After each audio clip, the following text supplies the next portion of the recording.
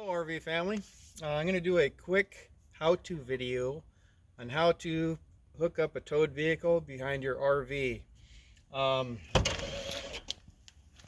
We're also going to be using the braking system that's a Blue Ox Patriot 3, and we're going to come back here and I'm going to show you how to do that. So we're just going to run up here. I did a lot of research on towing systems, and I went with the Blue Ox towing system. That was my preference after looking at everything.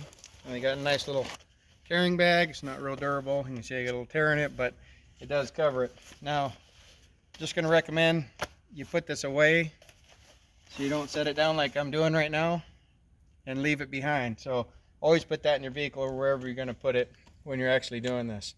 So this is a Blue Ox tow bar. If you can see right here, you'll see where it falls into this little metal piece that holds it in place. As you can see, it goes on both sides. All we have to do to get that out is bring it up to the middle, and it pulls right out. Okay, now these tow bars, you can see they'll extend. The lever locks it, push the lever, they retract. So you just need to make sure that you get your towed vehicle close enough that you can hook up your bars. Okay, you don't want to get too close because you can't extend them. Too far away, you'll have to move it again. All right, so real important about these tow bars, they try to make it idiot proof. It says up right here on the pin. So we want to take off this little cotter pin here and then pull the pin out, and we're just going to extend this torsion bar here up to your mount. Insert the pin,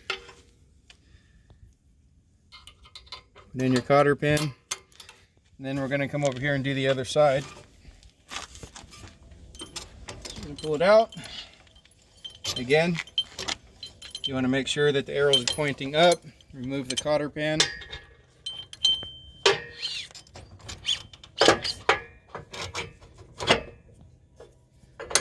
Attach your tow bar to your mount on the bumper. Insert cotter pin. Okay, now we're hooked up. So one of the things I just want to make clear is in these towing systems, normally they're going to come, you have to put an attachment down below underneath your bumper, and that's where you hook up your towing system. Okay, however, for the same amount of money, that's like another $300 when you put the towing package on your vehicle. But we got this bumper, and it paid about the same price, and we sent that to the guy I had put this on for me. I'll talk about that in another video. But what it did is it was a wash with the $300, so and I got a nicer bumper rather than the old stock bumper. The other thing I want to say real quick is there's only a certain amount of or type of vehicles that you can tow. We went with the Jeep. I'll talk a little bit more about that in a minute. So once you get the tow bar hooked up, we're going to go ahead and hook up our lights.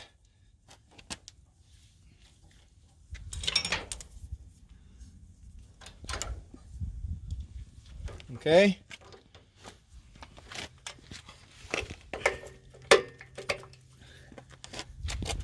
Okay, once we get that hooked up, okay, now on each side of our vehicle, we've got our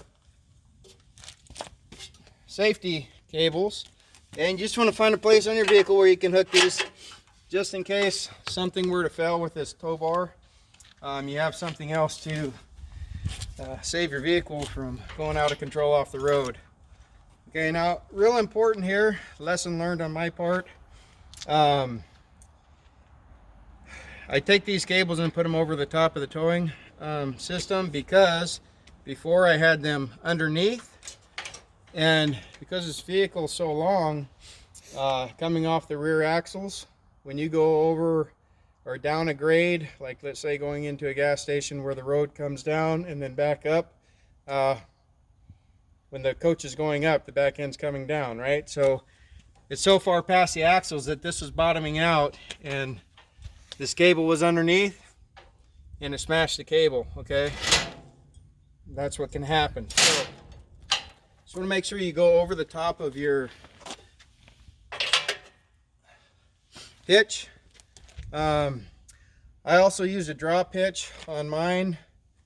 You can see I have it turned upside down because you want to stay level with your towing system to your towed vehicle. This recommends within 3 inches up or down. So I went ahead and put this on. I also want to recommend you get yourself a lock pin with the key so that you can lock it up if you put it into storage or something like that. I'd highly recommend you just take it out and put it away. You don't want anybody stealing that from you. So this is just your breakaway line. I'm gonna hook that up right there. Just double check everything. Remember, before you take off, to have somebody else get in the driver's seat, check your lights, make sure everything's working, the brakes are working, and all that's good to go. Okay. We're gonna come back over here. Get in the driver's seat. Now, with the Jeep, we can totally disengage the transmission by putting it into taking it out of four-wheel drive and everything, putting the transfer case into neutral. Okay. After you put it into neutral, you want to put your gear into second gear. Just fire it up, give it a quick check. Make sure that the transfer case is in neutral. See, I have it in gear. We're not going anywhere, okay? So we're good to go. One of the other reasons we chose the Jeep is because you can do that. You don't have to worry about leaving the key on. In a lot of your towed vehicles, you got to leave the key on for this braking system to work. So again, this is the Blue Ox Patriot 3. We're going to set that up. Very easy to do. So this in here is going to plug into your cigarette lighter or your power source.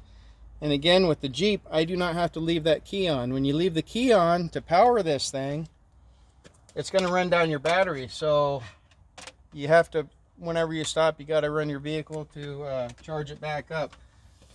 So that was kind of a little benefit with this system. Okay, now this here goes on your brake pedal. You can see, you can adjust the size for any brake pedal. You do get some extra pieces in here to accommodate any brakes. So we're just going to put that down. Actually, I got it upside down. That slides over the brake pedal like so. Okay.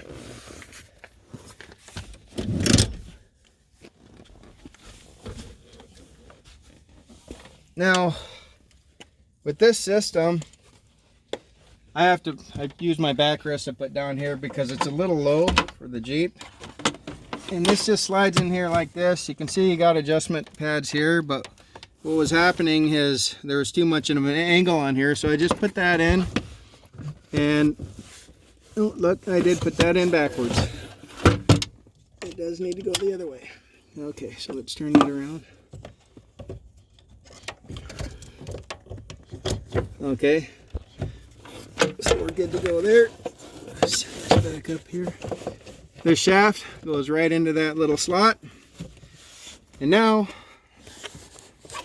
we take our wire. This connects to the RV. We've got a little braking monitor inside there. And that tells you how much brake you're using. You can change that just like you could a towed vehicle in any truck pulling a trailer. Okay, so we want to move the seat up just to where it's up against here, so you still got a little bit of slack on the pedal. Okay, we're going to power it on. You're going to see the lights flashing. You're going to hit setup. It's going to engage the brake. Okay, it's set. So there's nothing more we have to do. Again, I don't have to leave the key on. However, I do want my windows up. Okay, so we're good to go here. We're just going to run inside the RV real quick, and I'm going to show you the braking system in here.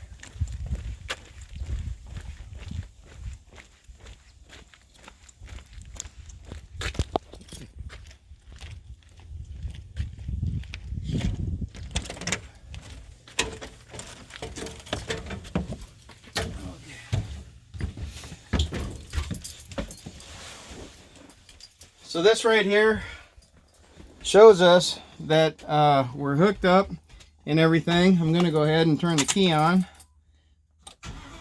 Start up our vehicle. And you can use this braking system here.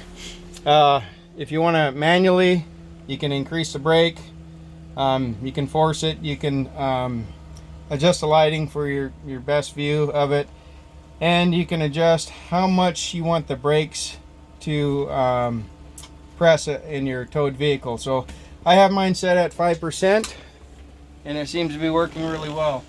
We're going to do a couple more videos. I have a Harley that we had a ramp put on, so we could take that with us. And just some other things. When we started RVing, we didn't really know a lot about all this, so we went around YouTube and tried to figure everything out. A lot of this stuff we figured out on our own. So I hope this video was helpful, and we'll see you again later in another video. Thank you.